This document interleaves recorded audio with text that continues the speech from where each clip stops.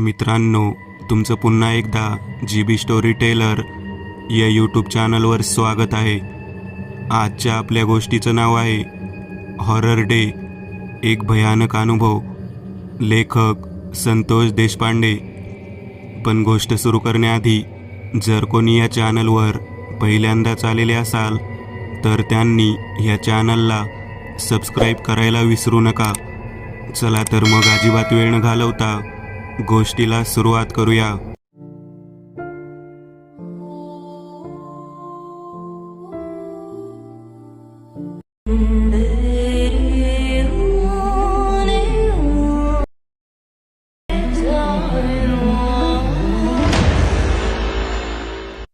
प्रकाश केवळ 16 वर्षाचा मुलगा, नुकताच 10वी पास होऊन कॉलेजच्या जीवनाचा आस्वाद घेण्यासाठी कॉलेजमध्ये गेलेला विद्यार्थी. परंतु तो पहिल्या दिवशी कॉलेजला गेला आणि तिथून परत आल्यानंतर जो काही वागू लागला ते सर्व त्याचं बोलणं वागणं पाहिल्यानंतर एक विशिष्ट बदल त्याच्यामध्ये जाणवू लागला. प्रकाशचा भाऊ माझ्याकडे कट्ट्यावरती भेटायला आला. मला म्हणाला, "अरे बघ ना सुनील, प्रकाश हा जसा कॉलेजला जाऊन आलेला आहे तसा चित्रविचित्र पद्धतीने वागत आहे. मला नेमकं समजत नाही तो असं का वागत आहे. त्याच्या बाबतीत मी बऱ्याच वेळा गोष्टी ऐकून घेतल्या, त्याचं म्हणणं सगळ्या पद्धतीने खरं केलं, परंतु आता ऐपत नसताना त्या कॉलेजमध्ये पाठवूनसुद्धा पुन्हा एकदा चित्रपट, त्यामधील ॲक्टिंग आणि त्यामधील विविध पात्रांचा त्याच्यावरती होणारा प्रभाव अजून जास्त प्रमाणात दिसून येत आहे." मी प्रकाशच्या मोठ्या भावाला म्हणजेच नंदकिशोरला म्हणालो, "नेमकं काय करतो प्रकाश? तो एवढा जबरदस्त ॲक्टर आहे, तर मग त्याला तू ॲक्टिंग स्कूलला का घालत नाहीस? मला वाटतं तो अभिनय क्षेत्रामध्ये चांगलं कार्य करू शकतो." तेव्हा नंदू माझ्याकडे पाहत म्हणाला, "अरे सुनील, वेड आहेस का? तो एकदा का ॲक्टिंगमध्ये त्या पात्रात घुसला की तो सहजासहजी बाहेर येत नाही. आता हेच बघ ना, काल तो कॉलेजला जाऊन आला. जसा जाऊन आलेला आहे तसा सकाळपासून तो आता संध्याकाळपर्यंत एका शिक्षकाच्या भूमिकेत आहे आणि तो काही केल्या बाहेरच यायला तयार नाही. असं कधी असतं का? तो नेहमी एखाद्या कॅरेक्टरच्या आतमध्ये गेला ना की परत लगेचच येत असतो, परंतु या वेळेला मात्र तो ते पात्र इतकं घट्ट धरून बसलेलं आहे की मला वेगळा संशय येत आहे." मी नंदूकडे पाहत म्हणालो, "वेगळा संशय म्हणजे नेमकं काय?" "अरे तो एखाद्या कॉलेजच्या प्राचार्यांच्या पद्धतीने वागत आहे आणि त्याचं बोलणं वागणं, त्याचा आवाज सगळं काही बदललेलं आहे. तो माझ्याशी बोलताना जसं काही शिपायाशी बोलत आहे अशा पद्धतीने वागतो. मधूनच मला शिपायाप्रमाणे वागवतो. मधूनच मला तो शिक्षकाला बोलावे त्या पद्धतीने बोलतो. त्याचं बोलणं नेमकं काय चाललं आहे तेच कळत नाही. मी त्याला बऱ्याच वेळा ओरडून बोललो, परंतु तो माझ्यावर दरडावून बोलतो." मी नंदूकडे पाहत म्हणालो, "अरे वेड्या, त्याचा आवाज बदलला आहे म्हटल्यानंतर वेगळंच काहीतरी असू शकतं. तुला काय वाटतं? तुझा भाऊ एवढा मोठा ॲक्टर आहे, चांगले ॲक्टर इथे माती खायला लागलेले आहेत आणि तो म्हणतोस की तुझा भाऊ प्रकाश सगळ्यांना पाठीमागे सारून एवढी छान ॲक्टिंग करतो. चल बरं, मला बघू दे नेमकं तो काय करतो ते." मी नंदूसोबत त्याच्या घराकडे जाण्यासाठी निघालो तेव्हा एक विशिष्ट पद्धतीचा वयस्कर व्यक्तीचा चष्मा लावून तो आराम खुर्चीमध्ये बसून पुस्तक वाचत होता. त्याच्याकडे पाहिल्यानंतर तो माझ्याकडे पाहत म्हणाला, "का अभ्यास वगैरे नाही? का बोंबलत फिरत आहात?" त्याचा आवाज त्याच्यासारखा नव्हता. हा काहीतरी वेगळा प्रकार आहे हे मी चांगल्याच पद्धतीने ओळखलं. मी नंदूकडे पाहत म्हणालो, "नंदू बाहेर ये." नंदूला बाहेर घेऊन आल्यानंतर मी त्याला म्हणालो, "नंदू, तुझा भाऊ ॲक्टिंग वगैरे करत नाही, त्याला कोणीतरी झपाटलेले आहे. मग तो ज्या कॉलेजमधून जाऊन आलेला आहे त्या ठिकाणीच काहीतरी घडलेलं आहे. मला तर हे स्पष्ट दिसत आहे." तेव्हा नंदू माझ्याकडे पाहत म्हणाला, "सुनील, तू जे म्हणतो ते खरं जर असेल तर मग खूप अवघड आहे. काल संध्याकाळपासून मी त्याची बडबड ऐकत आहे. मला नेमकं काय करावं कळेना. तूच सांग आता काय उपाय करायचा तो." तेव्हा मी त्याला म्हणालो, "आपल्याला चिलाच्या वाडीला जावं लागेल. चिलाच्या वाडीला नारळ हातात धरून एक व्यक्ती बाधा बाहेर काढतो. कोणाची बाधा आहे ते सुद्धा सांगतो. प्रकाश आणि तू दोघेजण उद्या माझ्यासोबत चला. आपल्याला नक्कीच त्या ठिकाणी नारळ हातात धरल्यावर ती त्याला नेमकं कोणाची बाधा झाली आहे ते स्पष्टच कळेल. दुसऱ्या दिवशी सकाळी मला नंदू भेटायला आला. मला म्हणाला, अरे सुनील, प्रकाश वेगळंच काहीतरी चालू आहे. मध्येच तो एका विद्यार्थ्याप्रमाणे वागतो. मी संतोष आहे. मला भूक लागली आहे.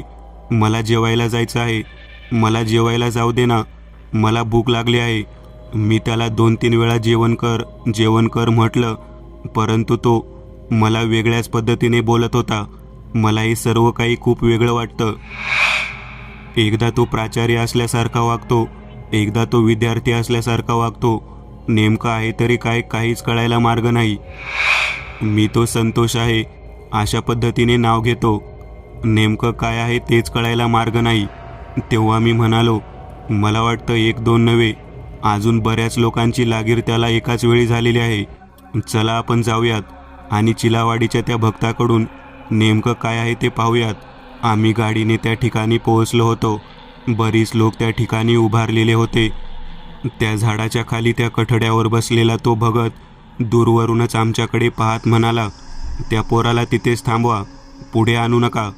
प्रकाशला त्या ठिकाणी थांबवायला सांगितल्यावर नंदू माझ्याकडे पाहत म्हणाला, बापरे, या ठिकाणी जायच्या अगोदर त्या व्यक्तीला कळलं का काय की प्रकाशला बाधा झाली आहे? तेव्हा प्रकाश चित्रविचित्र पद्धतीने बडबड करू लागला, हॉस्टेल हॉरर डे. त्याचं हे बोलणं ऐकल्यानंतर आम्ही त्याला त्या ठिकाणीच थांबवला आणि भक्ताच्या दिशेने हातात नारळ घेऊन पोहोचलो. भगत म्हणाला, ते लेकरू कोणाचं आहे? तेव्हा नंदू माझ्याकडे पाहत म्हणाला, आई वडिलांचे नाव सांगावे लागेल का? तेव्हा मी म्हणालो, अरे त्याच्यासोबत कोण आला आहे ते विचारत आहे. तेव्हा प्रकाश माझा भाऊ आहे. मी त्याचा भाऊ नंदकिशोर आणि हा माझा मित्र सुनील. आम्ही त्याला घेऊन आलेलो आहोत. तेव्हा तो व्यक्ती म्हणाला, तो एका व्यक्तीमुळे बाधित झालेला नाही, त्याच्यासोबत 2-3 जण आहेत.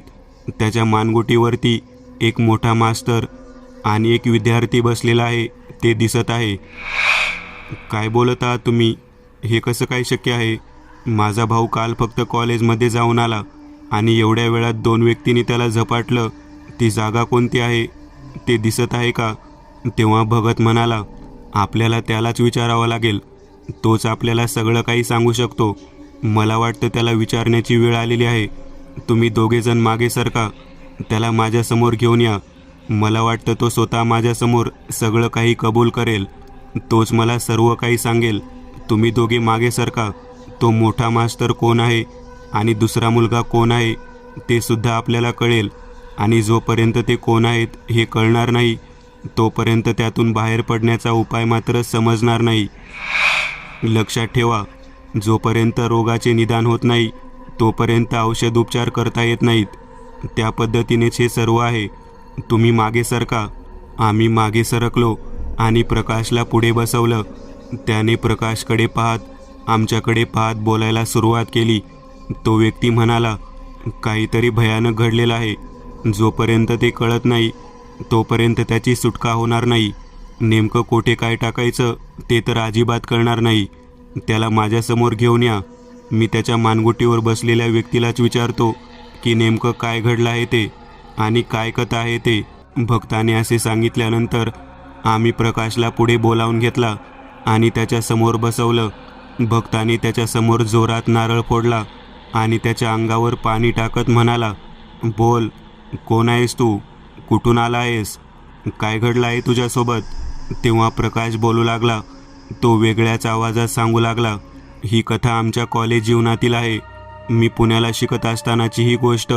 वेगवेगळे दिवस आपण साजरे करत असतो. याप्रमाणेच एकदा आमच्या कॉलेजमध्ये साजरे करण्यात आलेला हॉरर डे. होय, निमिष, मी, कांता, शशी, आनंद, रॉकी, संतोष, जया, पद्मा, अश्विनी असा आमचा कॉलेजचा ग्रुप होता. Rose day, chocolate day, Valentine day हे दिवस आपण साजरे करतो. परंतु मनातील भीती मरावी म्हणून आम्ही प्राचार्यांच्या संमतीने हॉरर डे हा दिवस साजरा करायचे ठरवले. या दिवसासाठी जे काही करायचे होते त्याची आम्ही सर्वांनी आखणी केली. कॉलेजच्या मागच्या बाजूला असलेल्या जुन्या लेडीज हॉस्टेलच्या इमारतीमध्येच हा दिवस साजरा करायचा असं मी ठरवलं होतं. हे सारं करायचं होतं ते म्हणजे फक्त माझी मैत्रीण अश्विनी हिची भीती घालवण्यासाठी आम्ही कॉलेजच्या हॉस्टेलमध्ये, म्हणजे सध्याचे नवीन हॉस्टेल, येथेच राहत होतो. हॉस्टेल ते आमचं डिपार्टमेंट.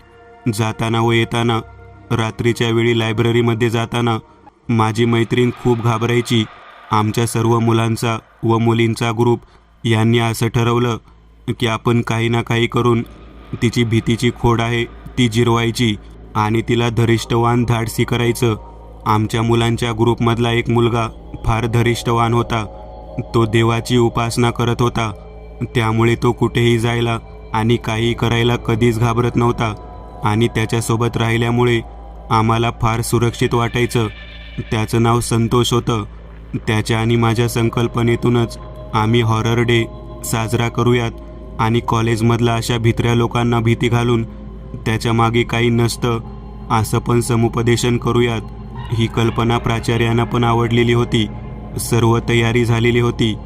कॉलेजमधल्या जुन्या मुलींच्या हॉस्टेलमध्ये आम्ही भीतीदायक वातावरण निर्मितीसाठी वेगवेगळ्या साहित्य यांना गोळा करायला सुरुवात केली.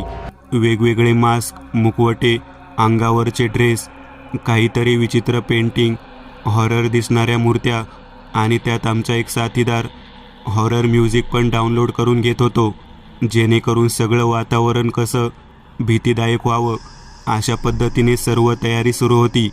रात्रीच्या वेळी आदल्या दिवशी आम्ही सर्व तयारी पूर्ण झालेली आहे याची खात्री करण्यासाठी सर्व भीतीदायक वातावरण कशा पद्धतीने अरेंज केलेलं आहे हे दाखवण्यासाठी आमच्या प्राचार्यांना त्या ठिकाणी घेऊन गेलो.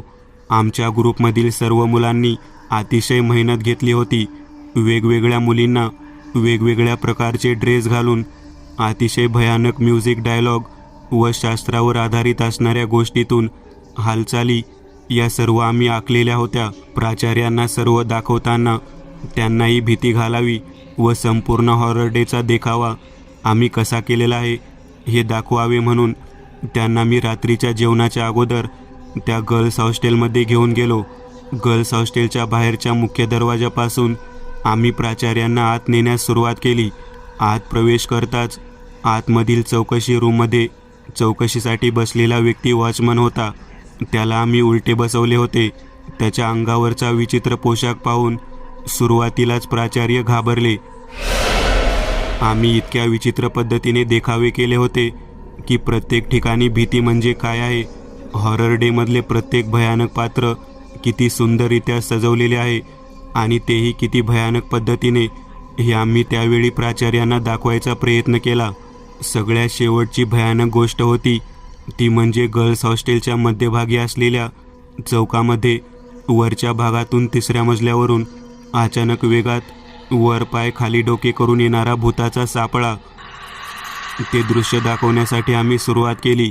वरच्या बाजूने खालच्या दिशेने येणारा भूताचा सापळा, तो खाली येत असताना मोठमोठ्यांदा किंचाळत येणारा आवाज आणि त्याच्या पाठीमागचं बॅकग्राऊंड म्युझिक, या सगळ्या गोष्टीमुळे प्राचार्य प्रचंड घाबरले. त्याचे प्रात्यक्षिक दाखवत असतानाच प्राचार्य यांना भोवळ आली. ते प्रचंड घाबरलेल्या अवस्थेतच बेशुद्ध पडले. आम्ही त्यांना तिथून लागलीच उचलून नेऊन त्यांच्या घरामध्ये नेल्याने डॉक्टरांना फोन केला. सरांच्या घरातील व्यक्ती अतिशय चिंतित झाले होते. त्यांना घडलेला प्रकार आम्ही न सांगताच त्यांना भोवळ आली आहे असे सांगितले. डॉक्टर आले आणि त्यांनी त्यांना काळजी घेण्यासाठी सांगितली. सर शुद्धीवर आले होते. झालेल्या प्रकाराबद्दल आम्ही सरांची माफी मागितली. प्राचार्यांच्या घराच्या लोकांनी त्यांना हे कशाने झाले हे विचारले, परंतु सरांनी काही न सांगता वेळ मारून नेली. आम्ही केलेल्या हॉरर डेची तयारी अतिशय उत्तम झाली आहे. प्राचार्यांनी ही सर्व तयारी पाहताच अतिशय उत्तम पद्धतीने डेकोरेशन झाले आहे अशी दाद दिली आणि त्यांच्या या मिळालेल्या पावतीमुळे दुसऱ्या दिवशी हॉरर डे हा भयानकच होणार होता.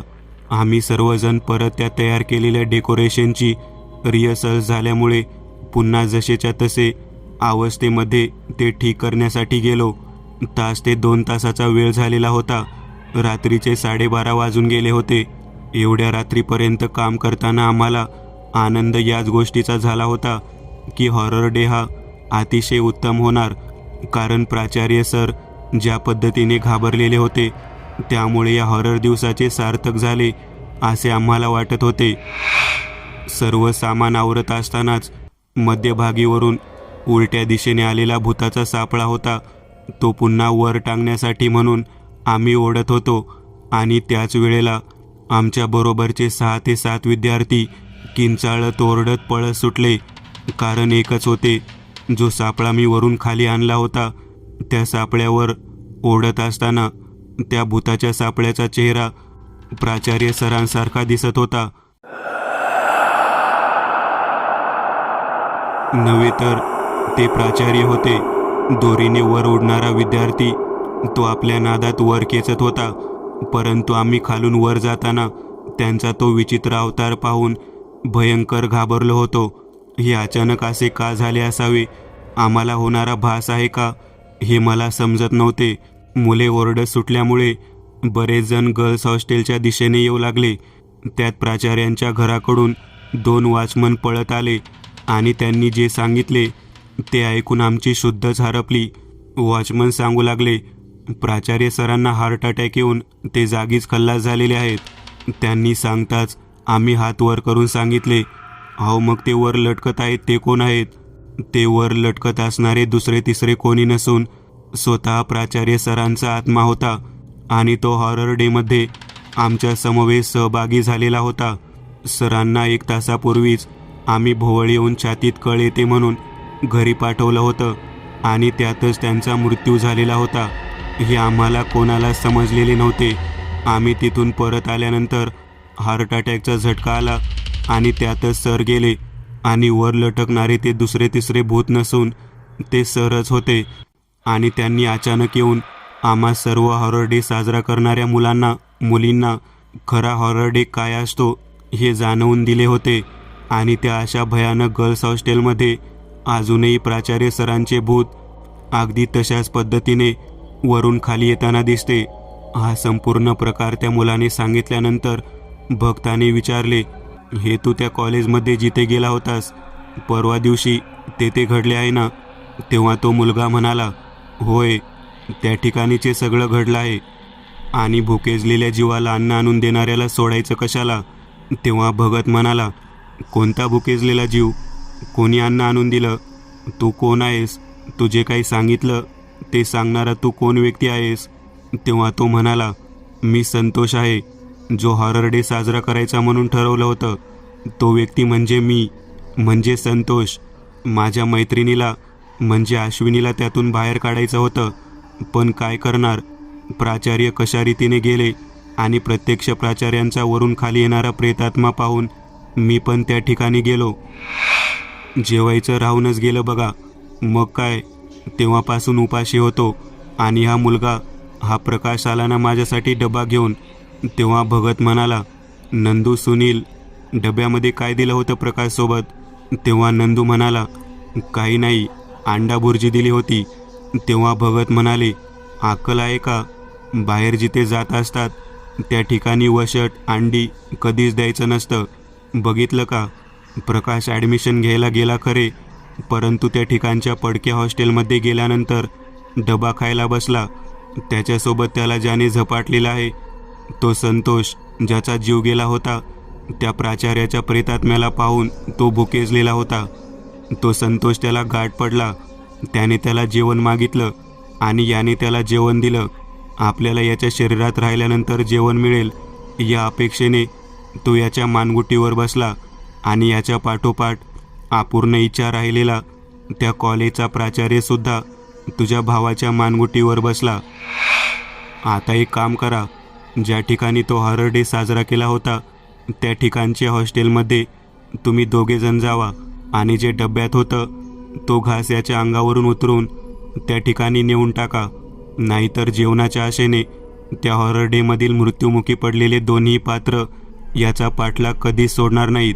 भक्ताने सांगितलेली गोष्ट ऐकल्यावरती आम्हाला कळून चुकलं की खरंच प्रकाश हा अभिनय करत नव्हता, तर त्याला कॉलेजच्या पडक्या इमारतीमध्ये बाधा झाली होती. आणि तीसुद्धा साधीसुधी बाधा नाही, दुसऱ्याची भीती घालवण्यासाठी धडपडणाऱ्या एका मुलाची आणि त्याला मदत करणाऱ्या एका प्राचार्यांची. अखेर त्यातून त्याची सोडवणूक करायची म्हणून भक्तांनी सांगितलेल्या पद्धतीने अंड्याच्या भुर्जीचा डब्बा बनवण्यात आला. प्रकाशला घराच्या आतमध्येच बंदिस्त अवस्थेत ठेवण्यात आलं. नंदू मला म्हणाला, सुनील, आपण दोघेजण त्या ठिकाणी जाऊ. मला एकट्याला त्या ठिकाणी जाता येणार नाही. ते ठिकाण किती भयानक आहे ते मला कळून चुकलेलं आहे. आम्ही दोघेजण डब्यामध्ये असलेली भुर्जी डब्बा बंद केली आणि प्रकाशच्या अंगावरून तो 3 वेळा पडून मागून उतरवला. तो डबा घेऊन आम्ही पुन्हा एकदा त्या कॉलेजच्या दिशेने जाण्यासाठी निघालो. पाठीमागे दोघेजण चालत आहेत हे आम्हाला जाणवत होतं. एक शिस्तबद्ध असणारा प्राचार्य आणि दुसरी त्या भक्तासमोर तेथे घडलेली संपूर्ण घटना सांगणारा तो संतोष म्हणायचा व्यक्ती, तो मुलगा ज्याचा जीव त्या हॉरर डेमध्ये गेला होता. आता कसं तरी करून त्याची भूक भागवायची म्हणून आम्ही त्या कॉलेजच्या गेटच्या आतमध्ये पोहोचलो. बाजूला जेथे ते भयानक हॉस्टेल होतं त्या दिशेने जाण्यासाठी प्रयत्न करू लागलो. तेवढ्यात वॉचमन आला. तो म्हणाला, इकडे अजिबात जाऊ नका, चित्रविचित्र अनुभव येतात. तेव्हा नंदू त्याला म्हणाला, अरे 2 दिवसांपूर्वी एक मुलगा आला होता इथे. त्याला नाही सांगितलं तू इकडे जाऊ नकोस म्हणून.